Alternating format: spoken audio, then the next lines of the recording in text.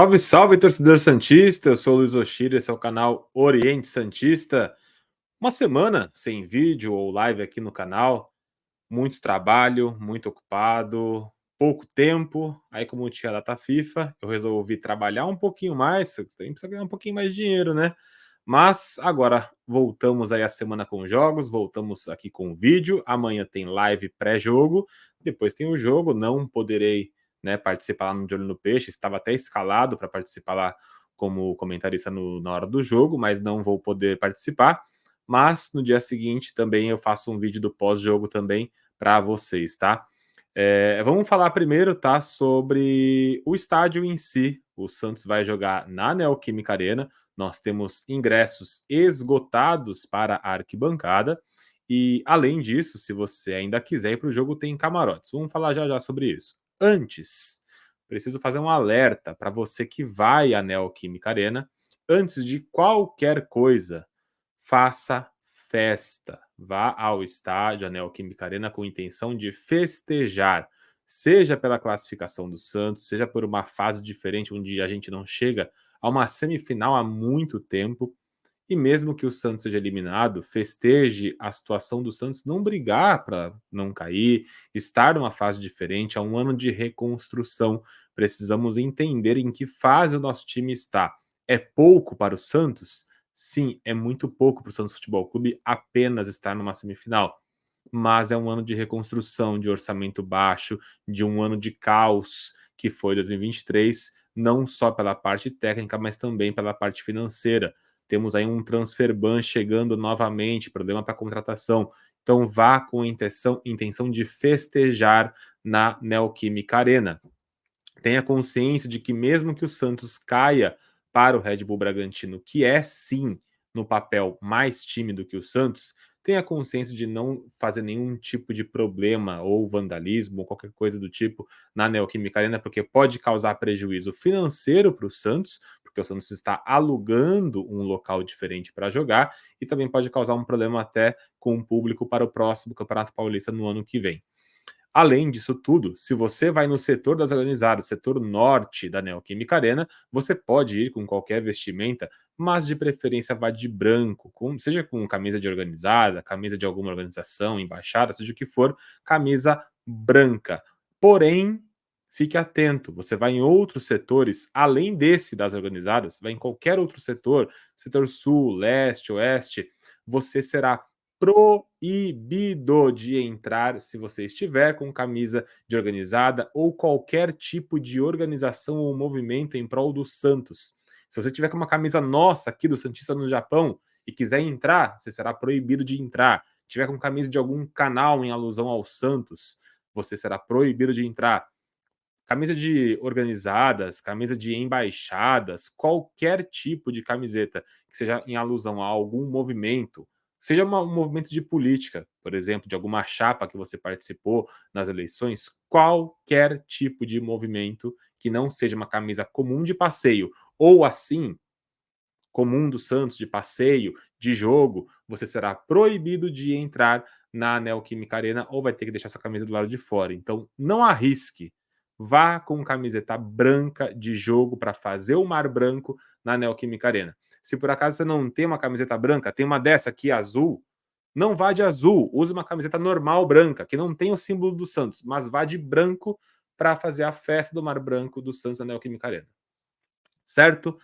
Bom, o Santos já comunicou todos os ingressos esgotados para a arquibancada. O que resta, por enquanto, é camarote. Tem, inclusive, no site oficial do Santos, né, comunicando sobre os camarotes que tem disponíveis. A gente tem o Boteco Santista, Arena Kids, Bar do Zeca e Lounge Brahma. Se você quer ir no Boteco Santista, todos eles, né? botecosantista.com.br, arenakids.soudaliga.com.br, bardozeca.soudaliga.com.br ou lounge, Lounge, brahma.com.br.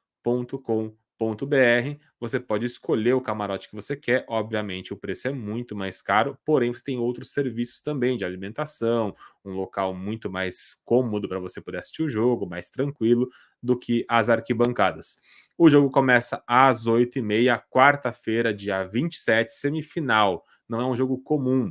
8h30, um local que a gente não está acostumado a mandar jogo. É a primeira vez na história que o Santos manda na Neoquímica Arena. Então, às 8h30, o jogo chega lá no mínimo 7 horas. 1h30 é o suficiente para você conseguir, se você for de carro, que eu não recomendo, vai conseguir achar um local para estacionar o carro, vai conseguir chegar com tranquilidade até o estádio e entrar na Neoquímica Arena. Cara, a estação Corinthians Itaquera é do lado, você cai literalmente na boca do estádio. Vá de transporte público, tanto para ir quanto para voltar é muito mais tranquilo. Tem estacionamento de shopping, estacionamento da arena, você pode se localizar tranquilamente. Porém, o transporte público é o mais recomendado, até para você sair depois com maior tranquilidade, tá? Até para você não se meter numa rua de carro que você não conhece, ali no bairro de Itaquera, e ter algum tipo de problema em relação a assalto, em relação a emboscada.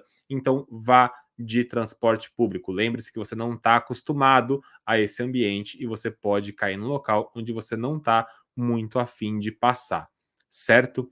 Além disso, a gente também tem a escalação, né? O Santos tem o time que deve entrar em campo com João Paulo no gol, Rainer na direita, Joaquim e Gil na zaga, Felipe Jonathan na esquerda, João Schmidt, Diego Pituca, e aí fica a dúvida, Juliano ou Casares. Juliano está 100%, mas a gente não sabe se o Juliano vai entrar mais para jogar no segundo tempo e começar com o Casares, eu já explico o porquê, ou Casares será titular. O que a gente sabe é que será Juliano ou Casares. Eles não devem jogar juntos. Eu vi muita gente falando sobre isso.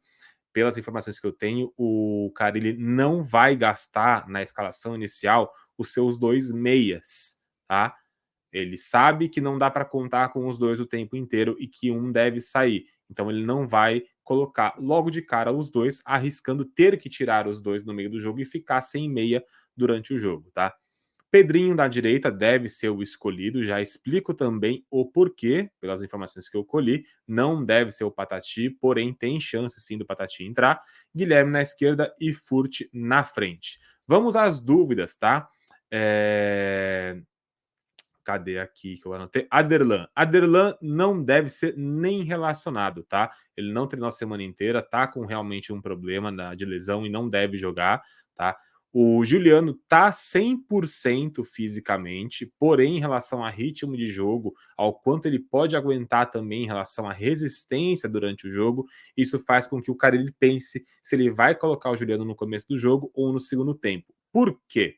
Juliano é um batedor de pênalti, é um dos mais experientes. Se ele coloca o Juliano logo de cara para tentar resolver o jogo e o jogo não é resolvido no primeiro tempo e acaba indo para os pênaltis, provavelmente ele vai ter que tirar o Juliano antes dos 90 minutos e aí ele perde um batedor, tá?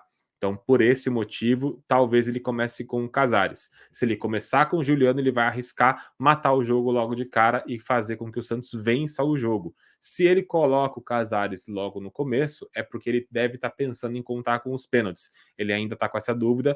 Pelas informações que eu colhi, ele deve tentar o Juliano logo de cara, logo para poder dar tranquilidade no restante do jogo, tentar fazer com que o Santos vença logo o jogo e não arrisque os pênaltis.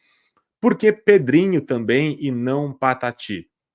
Patati é um batedor de pênaltis também, que ele conta. O cara ele conta com o Patati para bater pênaltis. Se ele começa com o Patati por ele ser novo e a imaturidade dele dosar também as arrancadas, as decisões erradas que ele toma, o cara ele tá com medo de colocar o Patati e ele acabar tomando muita decisão errada e ele ter que tirar o Patati e pôr o Pedrinho. E aí ele perde também um batedor de pênalti. Então, em relação ao Juliano e ao Pedrinho, é muito mais em relação a isso, a batedores de pênalti, tá?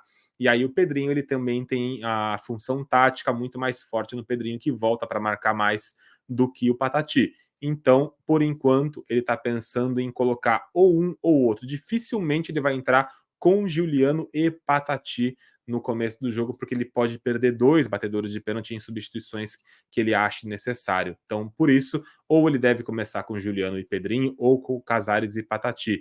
E aí ele consegue pelo menos um dos batedores, ele vai ter em campo no fim do jogo. E aí o Guilherme ele não abre mão, obviamente vai jogar os 9 minutos, e o Furt na frente. Otero, o desfalque do Santos, né, não vai jogar, será julgado nessa quarta-feira pela expulsão contra a Portuguesa. O Otero não deve conseguir efeito suspensivo, porque é o jogo imediato, diferente do Luan Cândido do Bragantino, que já cumpriu a suspensão, e aí ele foi julgado, tomou mais um jogo de suspensão, cumpriria contra o Santos. Tomou o efeito suspensivo para ser julgado mais tarde, porque ele pode conseguir reverter essa punição em parte pecuniária, alguma outra coisa do tipo, e aí ele conseguiria não ter a necessidade de cumprir. Já o Otero, ele é obrigado a cumprir esse primeiro jogo, então não tem como conseguir um efeito suspensivo para esse primeiro jogo, mas sim para um segundo. Se por acaso ele for punido na quarta-feira com mais um jogo, o Santos também deve conseguir um efeito suspensivo para o Otero, assim como o Bragantino para o Luan Cândido. Arbitragem, tá, da semifinal. A gente vai ter mais uma vez, né, o mesmo árbitro que apitou o jogo de Santos e Inter de Limeira, o Matheus Candansan. É o árbitro, sim, da confusão entre Palmeiras e São Paulo, porém, depois ele apitou um jogo do Santos e apitou até que relativamente bem. Então, entre ele e a Edna, que vai apitar o jogo do Palmeiras, obviamente eu prefiro o Matheus, que tem menos confusões com o Santos no currículo. Não é o melhor dos melhores, eu preferia, obviamente, o Klaus, mas eles devem estar preservando o Klaus para uma final, porque se o Klaus apita uma semifinal e tem algum tipo de problema, eles perdem o Klaus para uma final, porque ele não vai chegar com uma moral tão grande assim para a final do Campeonato Paulista. Então eu acho que eles estão preservando o Klaus para o último jogo, para a final do campeonato, a finalíssima, né, no outro domingo. O assistente 1 é o Miguel Cantaneu Ribeiro da Costa, o assistente 2, o outro bandeira é o Evandro de Melo Lima, o quarto árbitro é o Thiago Luiz Scarascati, quinto árbitro Diego Morelli de Oliveira, o analista de campo, o cara que vai avaliar o campo, né, o Celso Barbosa de Oliveira, o VAR Rodrigo Guarizo Ferreira do Amaral, já conhecemos bem Rodrigo Guarizo, né? O VAR 1, que seria o primeiro assistente, né, o Vitor Carmona Metesline, o VAR 2, que é o assistente 2, né, do VAR também, Vinícius Furlan, e aí tem um cara que vai avaliar o VAR, o observador do VAR é o Ednilson Corona, tá? E quem vai avaliar o campo inteiro, toda essa situação, é o Paulo Ricardo Alves de Oliveira, é o Quality Manager, o cara que avalia tudo que aconteceu no jogo para passar o relatório depois para a arbitragem, tá? Então a gente tem aí basicamente a ficha geral do jogo, Santos e Red Bull Bragantino. Rapidinho, passar também por mais dois assuntos, tá? O Santos conseguiu um aumento de sócios novamente com o jogo em São Paulo. Passamos aí dos 45 mil, a meta do Teixeira era chegar em 50 mil no fim do ano, já estamos em 45, que prova que quanto mais jogo em outras praças, mais você aumenta o sócio, porque ele acha que vai conseguir ingresso mais fácil, e obviamente vai. Então, jogar em outros lugares, obviamente que traz mais sócios. Só que o Santos tem dois desafios pela frente. Primeiro, ter pessoal suficiente para atender a demanda e os problemas, né, que o sócio torcedor vai ter. Quanto mais sócios, maior a possibilidade de problemas, mais pessoas ligando, maior tem que ser o atendimento ao público, precisa de um saque maior, né? E também o que o Santos vai oferecer para manter esses sócios, porque se começar a jogar pouco na capital, em outros lugares, obviamente esse sócio torcedor pode sair do clube, o que é normal nesse ano, porque o Santos não tem muitos jogos, vai jogar pouco, tem só um campeonato que é a Série B, então a chance de ter jogos na capital diminui. E aí você pode perder sócios ao longo do tempo. Tem que ver o que o Santos vai abrir de atrativo. Sabemos que vai reformular o sócio rei. Vamos ver o que o Marcelo Teixeira vai planejar aí para manter essa galera dentro do plano de sócios. Obviamente que esse último assunto não faz parte do Santos Futebol Clube, né? Mas o atacante Gabigol, que era, né, atacante do Santos, né, tem história dentro do Santos e é um sonho do Teixeira também para o ano que vem, foi suspenso por 2 anos no doping, ele vai tentar recorrer e diminuir a pena, mas a gente aguarda de longe um pouquinho, né? Porque o Teixeira já declarou que deve tentar fazer uma investida em relação ao Gabigol. E para finalizar, obviamente, dos temas aí da thumbnail, né? a concorrência pelo material esportivo, né? O Bruno Lima, que é um cara muito bem informado de Santos Futebol Clube, colocou na Trivela, onde ele trabalha, que o Santos tem quatro, né, além da Umbro, né, mais quatro marcas aí concorrendo pelo Santos. A gente já tinha informação, né, que tinham quatro marcas concorrendo, e ele coloca, agora revela os nomes. Eu achei bem interessante, né, os nomes que a gente tem aí disputando esse lugar, o local, né, de patrocínio, esse local aqui, né, de fornecimento de material esportivo. Temos a Umbro, obviamente, tentando renovar. Umbro essa que vai lançar mais uma camisa em homenagem ao Charlie Brown Jr., mais uma parceria dos donos do naming rights aí da banda, né, do Charlie Brown, com o Santos, e a Umbro é mais uma camiseta aí que o Santos vai lançar em relação à banda, né? E aí as empresas que estão disputando o lugar aí da Umbro seria a Diadora, que tem um acordo com o Náutico, né? A Diadora que já patrocinou times como Palmeiras e Vasco no passado, tentando voltar a um time grande, voltar agora com o Santos. A Legea, que é uma empresa italiana, disputou, né, com a Puma agora a tentativa de patrocinar o Palmeiras, né? Está tentando entrar no mercado brasileiro agora através do Santos, né? A Legea. A Volt é uma empresa brasileira que está investindo pesado no futebol, já está fabricando uniformes para América Mineiro, Botafogo de Ribeirão Preto, Criciúma, CSA, Figueirense, Fortaleza, Remo, Santa Cruz e o maior deles por enquanto é o Vitória da Bahia. A Volt quer tentar entrar num time maior, meio que o lugar que a Topper teve lá atrás, a Penalty, né, como uma empresa brasileira grande tentando patrocinar times grandes. A Volt agora tentando entrar no mercado com um time mais forte, vamos dizer assim, como imagem, né, no cenário nacional, que é o Santos. E por último, obviamente, a Puma. A Puma tentando aí se vincular também a mais um time grande, já patrocina o Palmeiras. A Puma que tem um vínculo com o Neymar, que caso esse vínculo aconteça, seria vamos dizer assim, uma marca que agrega valor, né? Patrocinaria o Santos e caso o Neymar volte, teria a sua marca agregada também ao Neymar, não veria outra marca vestindo o Neymar. Diz aí no comentário qual empresa você acha que seria a melhor, o que você acha dessas empresas como Volt, Legea, Diadora, que não estão presentes no mercado nacional hoje, tentando aí disputar uma vaga para patrocinar o Santos. Eu volto com amanhã uma live pré-jogo para a gente falar também da escalação do Santos, falar como deve jogar contra o Bragantino, tá bom? Um abraço para todos vocês, fiquem com Deus, tchau, tchau.